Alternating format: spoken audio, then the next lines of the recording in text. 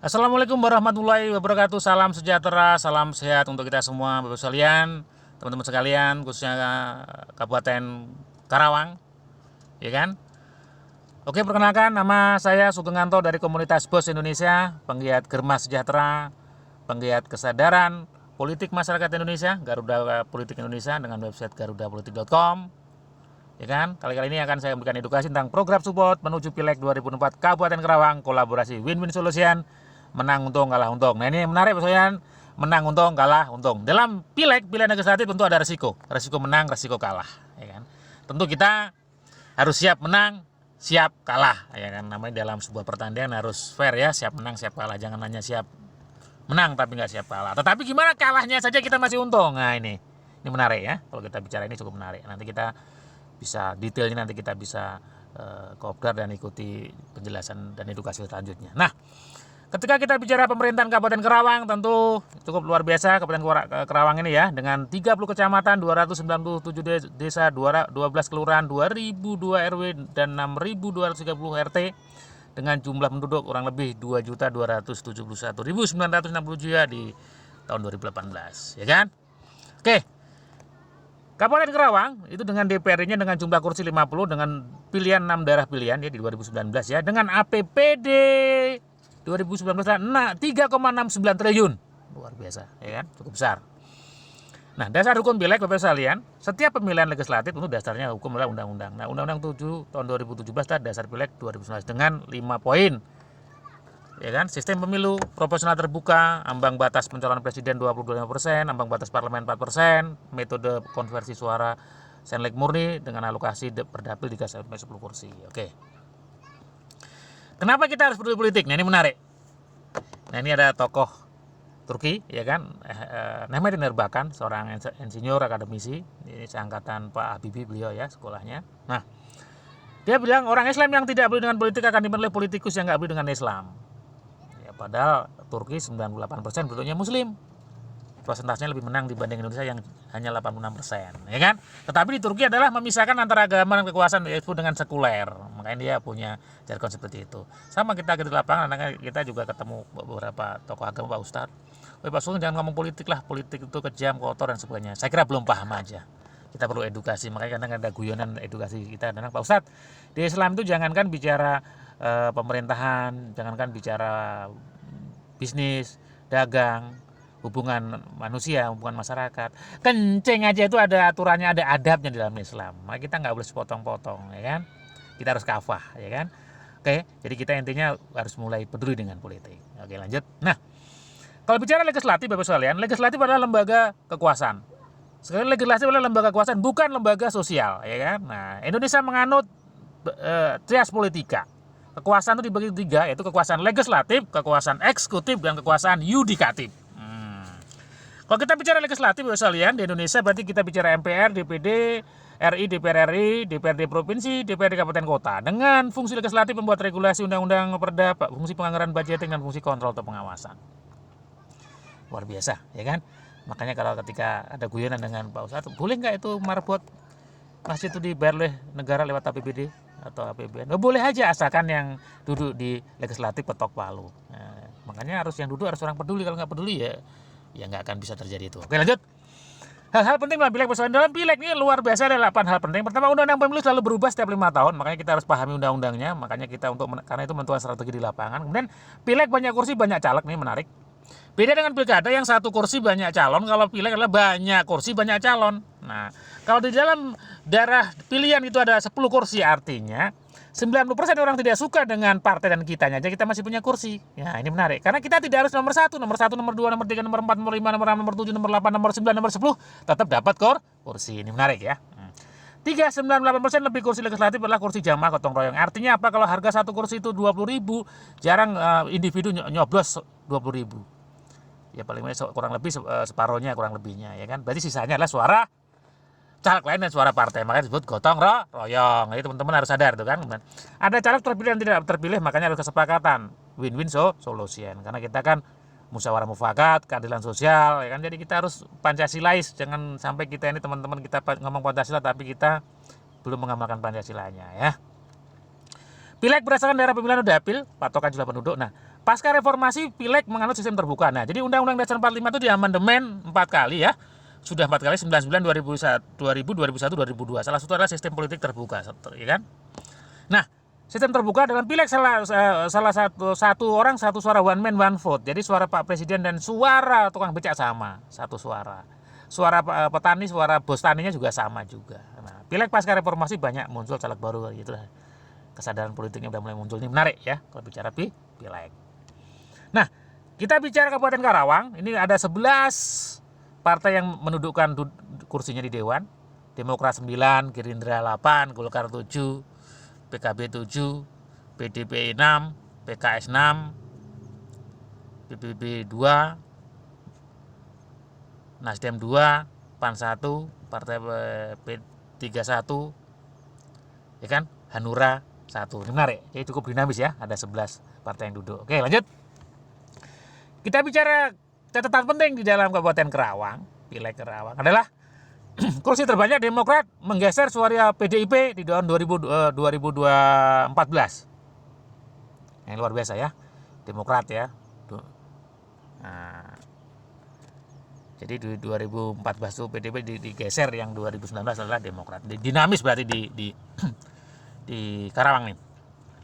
34% anggota legislatif wajah baru, jadi cukup banyak ya. 34%, hampir 40% berarti ya. Jadi artinya apa? Wajah baru berarti tidak gampang teman yang duduk di dewan itu mempertahankan kursinya. Ya.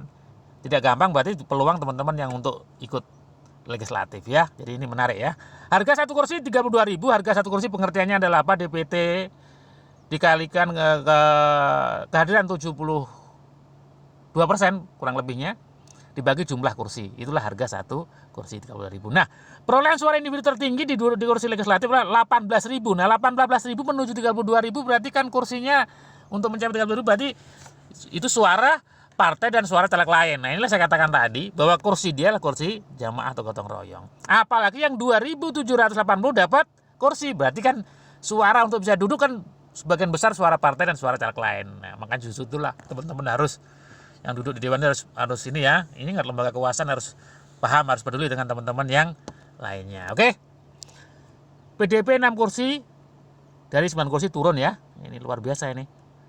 Karawang ini daerah lain PDP naik, ini turun ya. Nah, Hanura turun juga dari 2 kursi jadi 1 kursi, PAN turun juga 3 kursi jadi 1 kursi.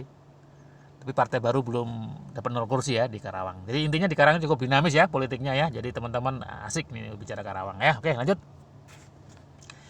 Untuk menuju Pileg 2024 ya kan. Nah, untuk 2024 tentu undang-undang masih digodok ya di DPR RI. Tapi kurang lebih seperti ini nanti di Pileg 2024 Kabupaten Karawang. Sistem pemilu sistem tertutup proporsional terbuka, kursi 50 kursi, 6 daerah pilihan, sistem one man one vote, banyak caleg ikut berpartisipasi. Kabupaten Karawang ini heterogen dan status ekonominya semua kelas ada ya. Kemudian makanya kita harus mappingnya luar biasa. Persaingan semakin ketat, strategi 3M harus lebih awal dan terukur. Nah, 3M Bapak sekalian, kalau bicara 3M itu kita ajaran penting. Di dalam politik Pak, teman-teman pasti kenal 3M. Yang pertama adalah mapping. Ini mapping ada kurang lebih 9 tahapan, ada mapping suara, mapping pekerjaan, mapping dan sebagainya. Kemudian ada monitoring yang kedua atau maintenance, dan yang ketiga adalah mobilizing. Nah, jadi gimana mengkonversi yang dimonitor menjadi dimobilis menjadi suara. Jadi ini menarik. Kan nanti akan kita banyak bahas tentang 3M. Target pileg adalah suara, bukan masa. Kalau masa kita kumpulkan di lapangan, datang penyanyi dangdut, orang bisa ngomong si A ngomong B. Tapi ketika suara ini harus paham betul siapa pemilih kita, apa kebutuhan pemilih kita. Nah, untuk mendulang suara yang besar tentu kita harus memahami hukum yang kita pakai. Dan ini bukan hukum kita, ini hukum alam ya. Hukum memberi menerima. Jadi jangan pernah berharap menerima kalau kita belum pernah memberi. Ini hukum yang luar biasa, ya kan? Nah, sebelum dipilih Bapak sekalian ada 4 tahapan yang harus dipahami. Jadi sebelum dipilih itu ada 4 tahapan yang harus dipahami, ya kan? Yang pertama dikenal, diterima, disenangi, dipercaya. Jadi jangan berharap dipilih kalau kita belum ada tahapan.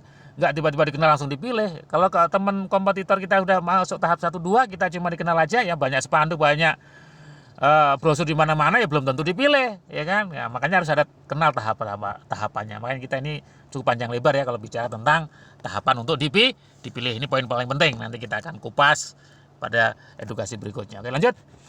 Karakter memilih. Jadi pemilih itu kenapa memilih? Nah, ini karakternya. 35% dari kecil-kecil ya. Ini 7%, 7%, 7%, 7%, ya kan?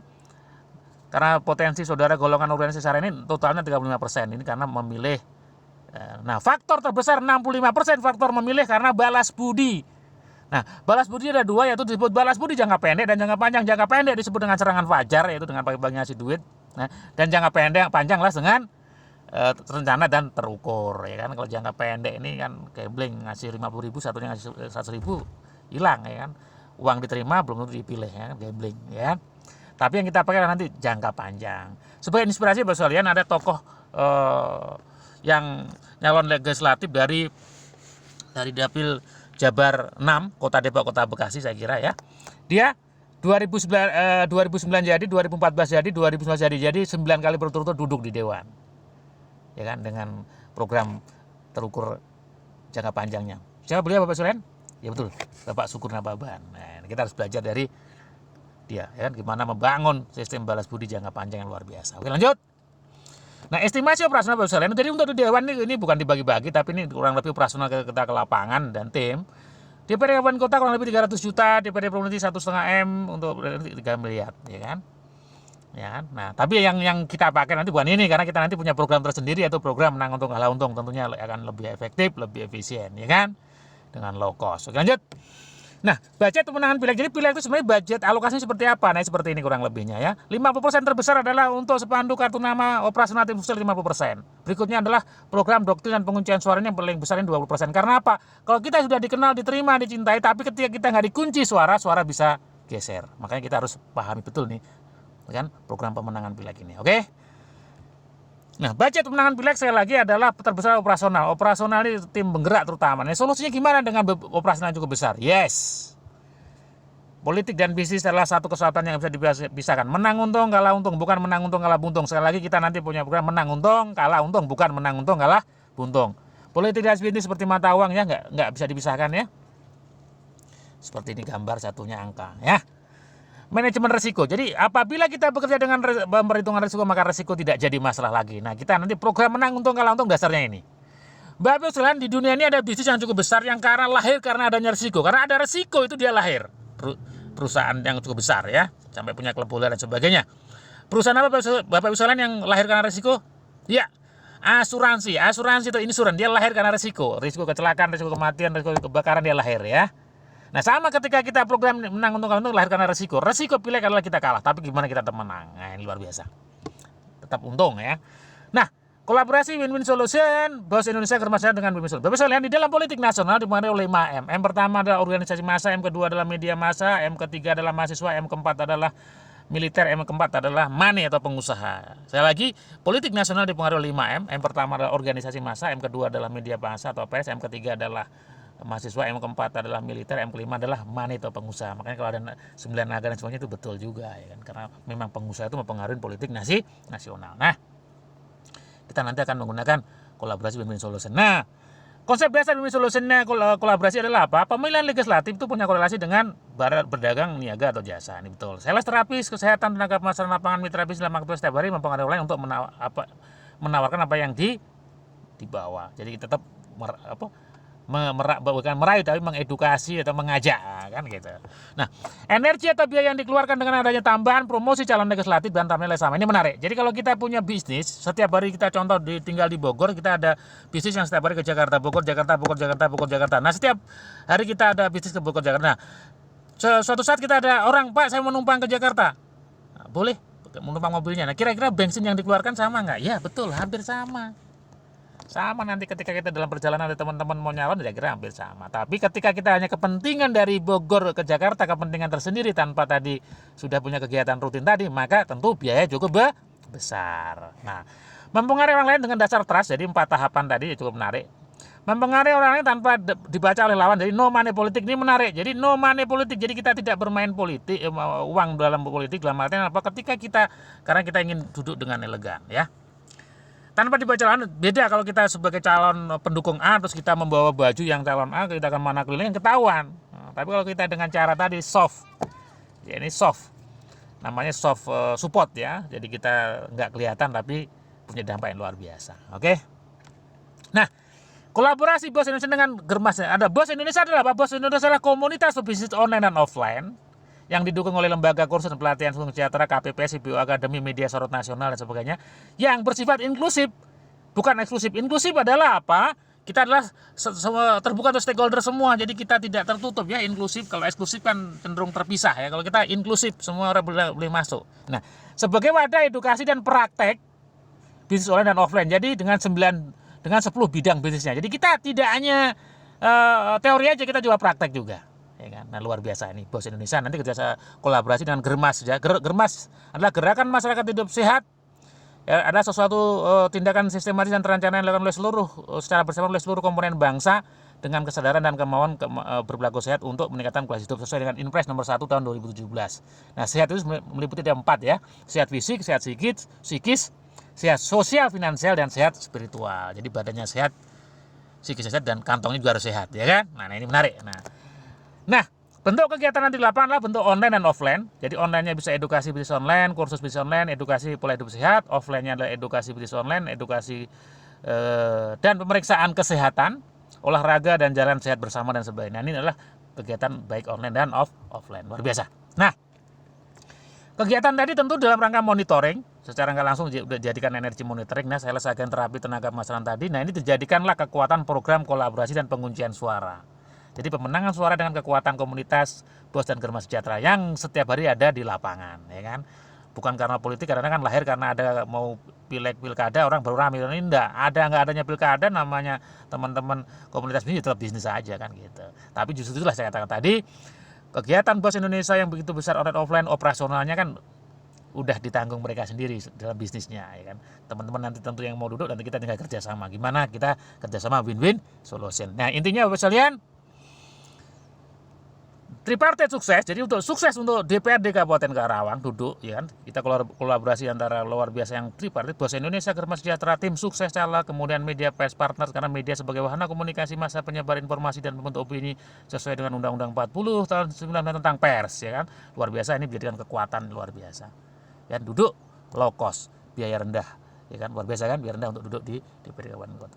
Ini menarik ya, menang untung kalah untung. Jadi Bapak sekalian, intinya adalah kita bisa Bos Indonesia, Germas Sejahtera, ya kan, Garuda Politik Indonesia, kita membantu teman-teman untuk duduk di legislatif Kabupaten Karawang, tentu dengan cara yang elegan, cara yang benar, sehingga teman-teman nanti kalau ketika duduk tentu akan memperjuangkan konstituen dan masyarakat, ya kan. Kalau duduknya dengan cara benar, insya Allah akan amanah terhadap apa yang diamanahkan. Oke, terima kasih Bapak sekalian. Sampai jumpa ke edukasi video berikutnya, ya kan. Salam sehat, Indonesia kuat, Indonesia menang, Indonesia maju. Assalamualaikum warahmatullahi wabarakatuh.